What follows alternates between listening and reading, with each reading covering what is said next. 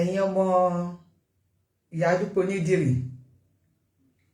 gbogbo ẹ̀yin tẹ́ máa wo show yìí ẹ bá mi wo wèrè tó ń pè mí l'Alahon Lilo yìí. I am not an angel. Gbogbo nǹkan kọ́ ni máa ní àmọ́ máa fi ẹ́ pa cruise bí ojú 2 minutes lọ. Wò mí sí ẹ fọ́tò àwa méjèèjì nìyẹn.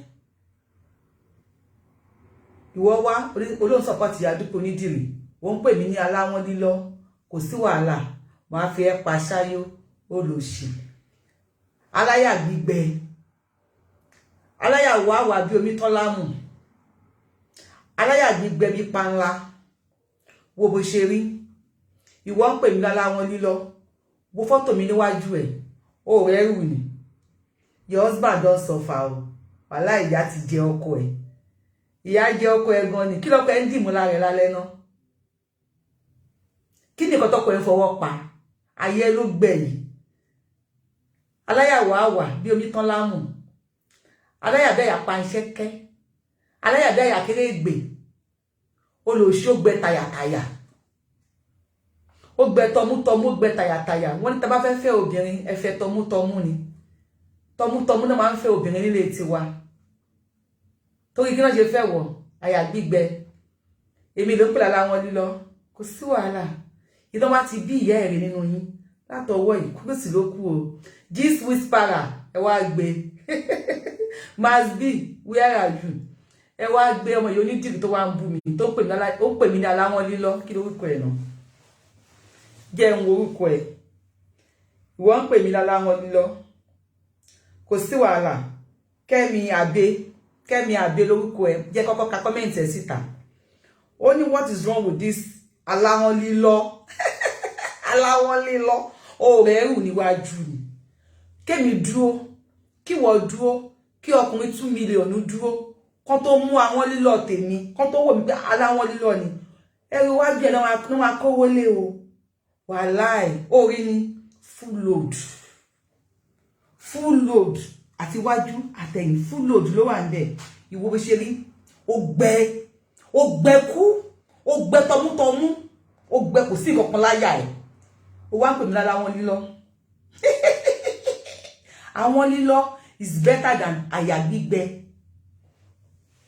màkà ìsíwájú ó ní what is wrong with this Alahon Lilo of a woman calling herself Yoruba nonsense what you want has come to pass. You all want your Jagagodi. You are calling Tinubu Jagagodi. O ipo re ni bi e. O re yan gidi bi e. Ente n pe Jagagodi re ni bi yin ni. Te ba re yan gidi bi yin ni. E ni ma gba agbalagba.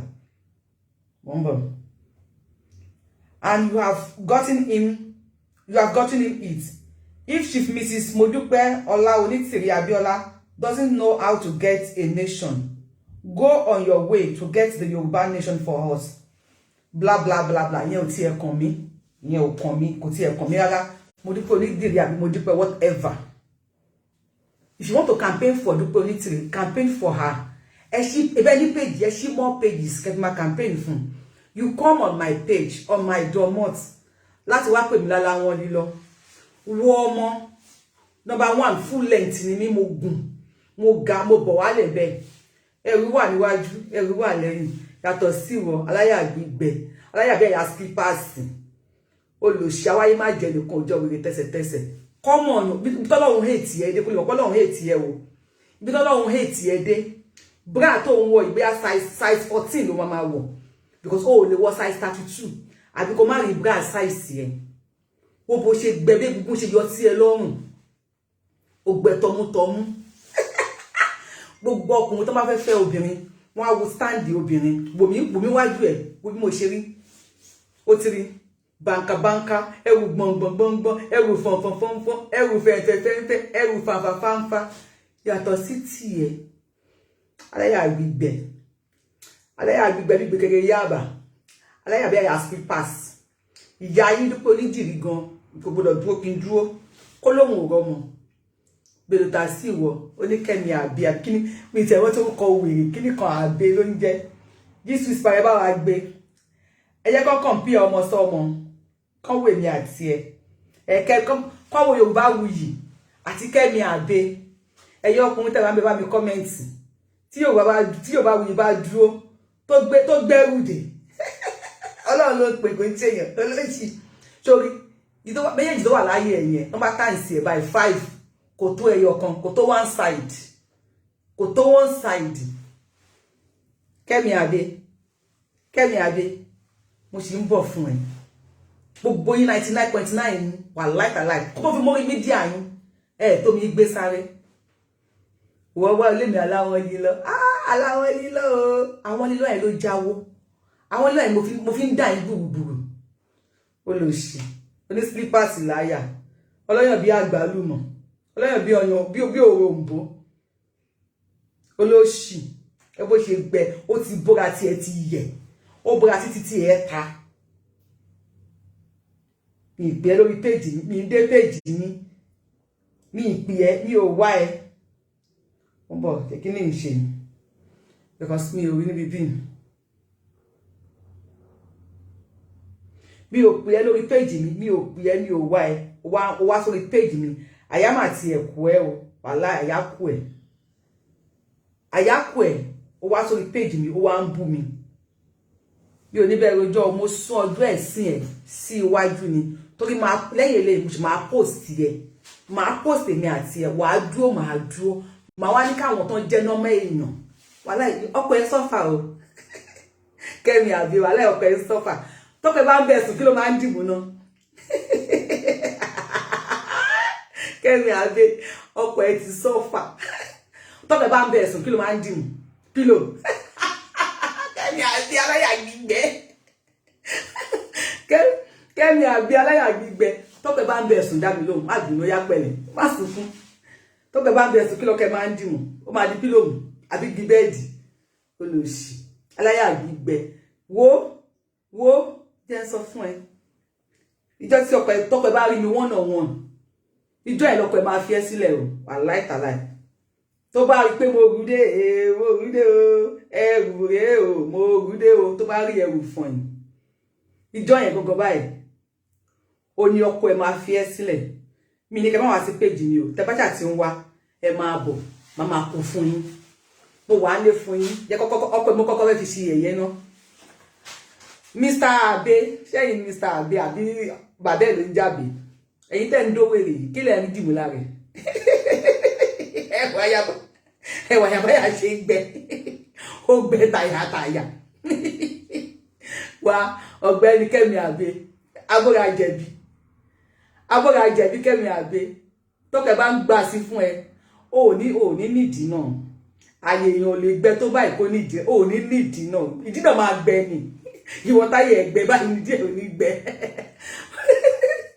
olóṣì Kẹ́mi Adé ìwọ tó tí ààyè ẹgbẹ báyìí ṣé díẹ̀ náà tún ní gbẹ wọn á fi pílò ṣọ́ọ̀kì ẹ nísàlẹ̀ kí ló tún máa dìmú lókè gbogbo ẹ̀ palaha ni olóṣì Mr. Abe orúkọ tí yín gan ò dà Abe ìyẹn máa jáde Abe náà rí rẹ kẹfàlẹ́yà gbígbẹ ẹ wo ṣan lọ́rùn abóra jẹ̀bi mi ìmọ̀ tó ń dìmú lára tó bá fẹ́ bẹ́ẹ̀ sùn this whisperer ó ti sùn bá mi ṣàkíní ní tọ́pìkì bá mi bi àwọn tí wọ́n ń bá wèrè sọ ní Kẹ́mi Adé lórúkọ wọn ó lè ní Alahon Lilo ẹ bá mi bí pé kí náà ń dìmú lára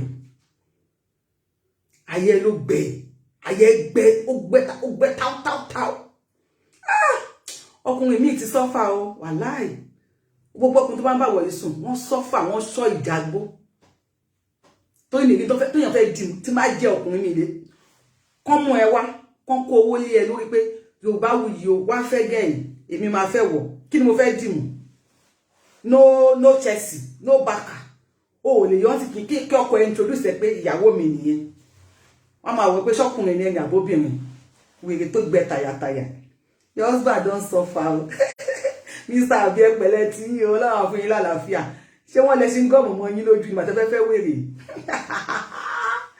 aláì Mr. some men dey suffer àbí wọ́n fi ṣe sàárà fún yín ṣé pé wọ́n daṣọ ẹ̀ ààbò lójú ìgbà tó fẹ́ mú wá fún yín ẹ wá lajúlẹ̀ Mr. Abe ẹ lajúlẹ̀ ẹ fẹ́ ní tó gbẹ tàyàtàyà báyìí Mr. Abe ẹ ní the deliverance o ẹ má wà ní the deliverance ni ẹ lajúlẹ̀ ẹ rí èèyàn tó gbẹ ó gbẹ tayàtayà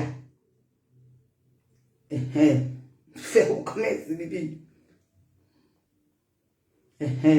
mi comment mi tẹ̀lé mo ẹ ṣe ẹ fún mi stars ẹ ṣe gan ẹ jọ tẹ́ bá jọkùnrin ẹ mú kan ní Yorùbá Wuyi àti wèrè yìí ó pọ̀ yẹ́yẹ́ ó pọ̀ kẹ́kẹ́ ó pọ̀ sí ọmọ yóò nídìrí ó pọ̀ túntún èmi ò kíjẹ tó máa ń dùn mí máa fi ẹ́ pa kúrùsì ni wò ẹ́ tẹ̀ fún mi ní stars ẹ ṣe no vitamin for his body for her body kí ló dé tí gbogbo ẹ̀yin ajá Onídìrí àwọn ajá Onídìrí èmi náà rí sí lọ́wọ́ yìí o Yorùbá Wuyi ni ìkan náà ní òun ayọ̀ kóòlù tó wá bú mi ń jọ̀wọ́ eléyìí náà tún wá dé mo ṣe wá wò pátá ló máa bú mi ṣe lè láyé ẹgbẹ́ yìí ọkọ ẹ ti sọ́fà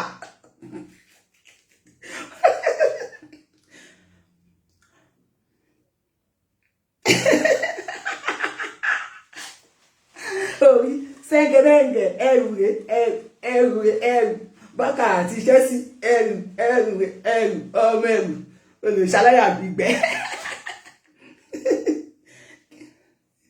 aláyà gbígbẹ kí ló wá dọ́dọ̀ mi kí ló wá dé tọ́ mi mi ì dé tọ́ yín mi ò bá yín sọ̀rọ̀ kan mi ò bú yín mi wá sọ́dọ̀ yín gbogbo yín wá you are coming for me Yorùbá Wuyi lè máa mú ẹ dìbò ẹ̀yin mú Yorùbá Wuyi ó yẹ ẹ̀yin tẹ́ tó wá mẹ́ bá mi dìbò tí Yorùbá Wuyi bá dúró picture àwa méjèèjì nìyẹn o ẹ gbàgbé pé mo lo kámẹ́rà kìíní kan fún picture àwa méjèèjì nìyẹn tí Yorùbá Wuyi bá dúró tẹ́lẹ̀ dúró ta lè máa mú Yorùbá Wuyi ni kí ló yẹ ẹ̀bẹ̀ mú fry pan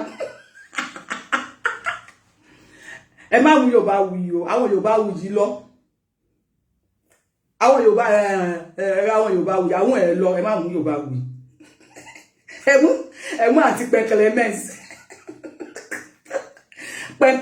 àti pẹ̀kẹ̀lẹ̀ mẹ́sì wọ́n náà máa mú àwọn èèyàn mú Yorùbá Wuyi pẹ̀kẹ̀lẹ̀ mẹ́sì ẹ bá wa máa ti pẹ̀kẹ̀lẹ̀ mẹ́sì aláyà gbígbẹ bí ọpọ́n ẹbọ gan ò gbẹ mọ́ nsìn ọpọ́n ẹbọ gan kò gbẹ mọ́ ọpọ́n ẹbọ tí ń ṣe gogodo gbogbo ẹ̀ lọ́n fi jẹ́ níyà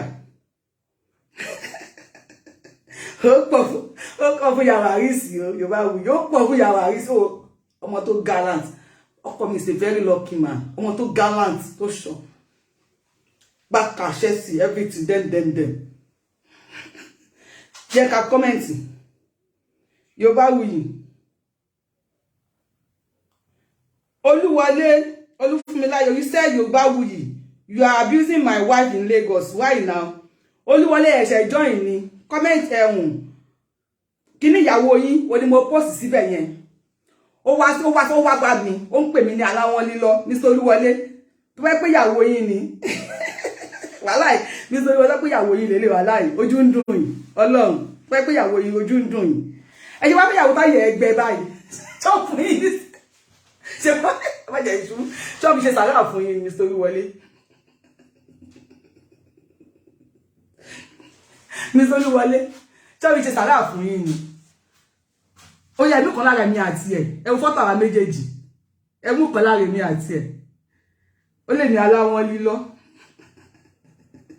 àti aláyà gbígbẹ wo wèrè adé padà wá kó wá ka kọ́mẹ́ǹtì àwọn èèyàn wọn lè mú ẹ jẹ́ ń gbé dára kọ́ lè bá ara wọn mi bó ṣe lọ ó bó ṣe lọ ó dà bẹ́ẹ̀ àwọn wọn lè mú ẹ ayé ò lè mú ẹ wo báyẹ̀ ṣe gbẹ ni tẹ́ntẹ́bò mo tún retí mi ròyìn Yorùbá Wuyi lè máa mú ọlọ́bẹ̀ ní gbogbo ẹ̀yìn fáǹsì ni Yorùbá Wuyi ìsókè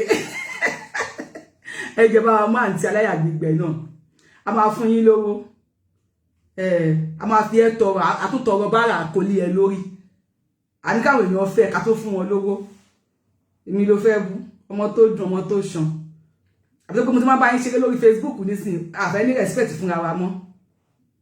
If I'm not supporting Onidiri, does that mean you should come and tell me you are Alahon Lilo Yorùbá nonsense àbí kí ló ń pè é mi ní Yorùbá nonsense èmi la Alahon Lilo tí ẹ máa yẹ ni kí mo sọ fún ẹ tí ẹ máa yẹ ni olóṣì Yorùbá Wuyi fún àtàwọn báàkì láyà gbígbẹ ó gbẹ Abo o máa sun cashew ni. Wèrè ti da rọ́bà sí iná. Bàtà wà ní kékeré wọ́n ní ẹ má da rọ́bà sí iná, ẹ má jẹ́ káyà yín gbẹ. Wèrè ti da rọ́bà sí iná, ló jẹ́ káyà ẹ gbẹ. Ló aṣòṣì máa wọ̀n tún padà wá. Mr. Kí ló pera wọn ló ní ọkọ wọn. Ajo tún bá wèrè lára mu. Ọkọ mi. Ó máa mú dání báyìí bí. A máa yí ní iṣẹ́ àwìn. A máa yí. Adé wà fẹ́ kú. Ọkọ mi. Ó máa mú dání báyìí méjèèjì. A máa yí ní iṣẹ́ àwìn. A máa yí ní iṣẹ́ àwìn. Kí ni máa mú dání lára tiẹ̀? Àbí kí ni máa mú dání lára tiẹ̀? Ọkọ mi very lucky man. Òtútù wà l'Amẹ́ríkà báyìí, má gbé ẹyọkan kalẹ̀ báyìí, àwa gbé tilẹ̀. Mo wá gbé kejì, mo wá fi bò ní etí, ọkọ mi ò ní di blanket. Ọkọ mi kò bí tọ́nà ti pọ́n èmi léjù wọ́ lọ nìyẹn. Bó tútù ṣe mú tọ́ l'Amẹ́ríkà, ọkọ mi ò ní lo blanket. Tí má gbé ẹyọkan kalẹ̀ báyìí, á gbé tilẹ̀, má gbé kejì lélétí. Kẹ́mi àbí, kí ló máa mú dání lára tiẹ̀? Yorùbá wí, pọ̀ fún Yawarisi, ó pọ̀ fún Yawarisi ni. Ọ̀pọ̀ mi wò, amúdájú báyìí. A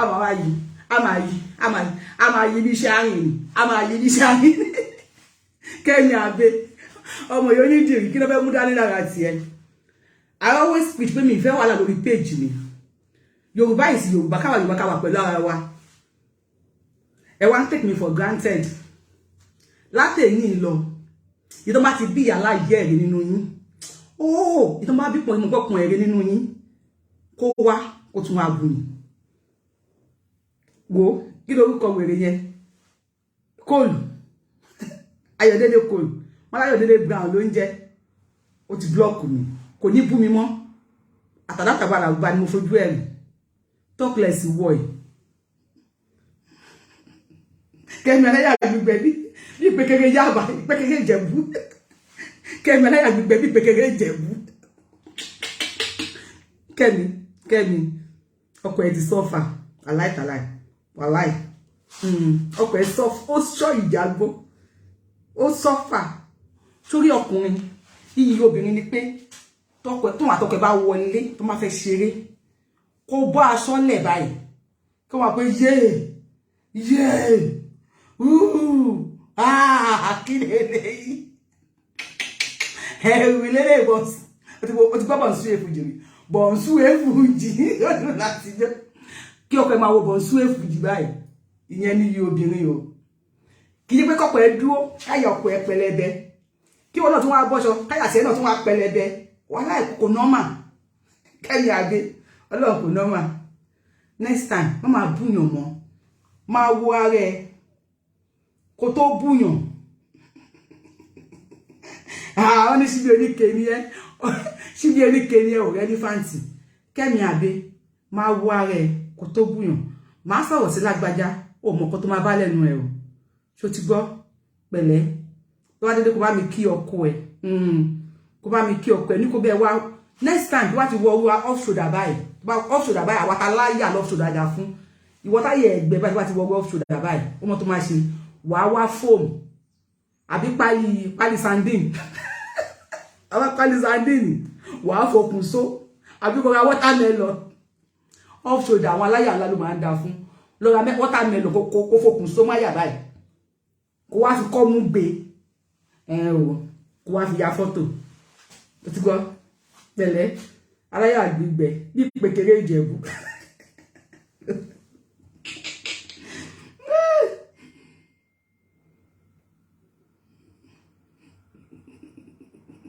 Àwọn tó bá Nàìjíríà gbọ́ ògbẹ́ báyìí.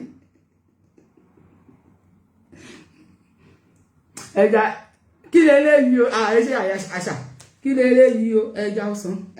Ẹja tútù ṣọkọ yọkọtọ. Ẹja tútù ṣọkọ yọkọtọ. Èmi ò ní jẹun tí ó dá. Kí n lajú mi sílẹ̀, kí n rí Yorùbá wuyì, kí wọ́n á gbé Kẹ́mi àbẹ́. Òbúrò mi. Aláyà tútù kéwà. Owó gbèsè. Ske. tèmi bá bọ́ṣọ lẹ̀ kí tó bọ́ṣọ gan I am a water kí ni máa ń pè náà mouth watering kí tó bọ́ṣọ lẹ̀ gan kọ̀ mẹ́ ìbí lọ́lọ́run fún lélẹ̀ talkless ìwọ tó bá bọ́ṣọ lẹ̀ ayọ́pẹ́ máa gbẹ ní àyàtẹ́ náà máa gbẹ mo ń lọ mo ń bọ̀ fún ẹ this whisper ẹgbẹ́ ẹ ṣápá ìtùlù picture mi tó wà lábẹ́ jẹ́ kí picture yẹn show káwọn ayé kan